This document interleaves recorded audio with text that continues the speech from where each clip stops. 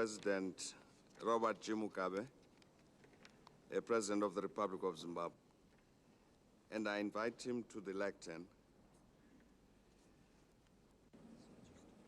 You have the floor, Your Excellency. Thank you. Your Excellencies, we must examine why 10 years after Rio, the poor remain very much with us, poorer and far more exposed and vulnerable than ever before. Our children suffer from malnutrition, hunger, and diseases compounded now by the deadly HIV/AIDS pandemic.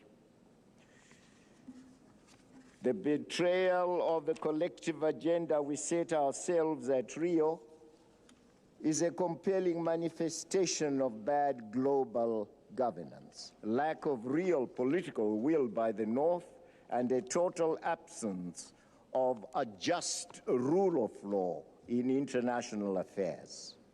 But they would want. Indeed, ours is an agrarian economy, an imperative that renders the issue of access to land paramount.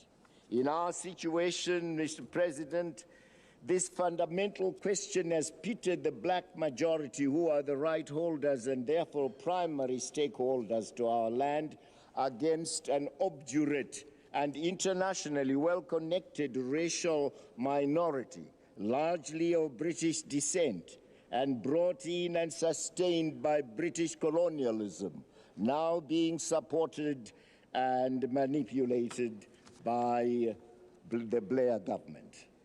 We have said, even as we acquire our land, we shall not deprive the white farmers of land completely. Every one of them is entitled to at least one farm, but they would want to continue to have more than one farm. More than one farm indeed. 15, 20, 35 farms, one person. These are not figures I am just getting out of my mind. They are real figures. So no farmer is being left without land. Let no one who is negative want to spoil what we are doing for ourselves in order to unite Africa. We belong to this continent. We don't mind having and bearing sanctions banning us from Europe. We are not Europeans. We have not asked for any inch of Europe, or any square inch of that territory. So, Blair, keep your England and let me keep my Zimbabwe.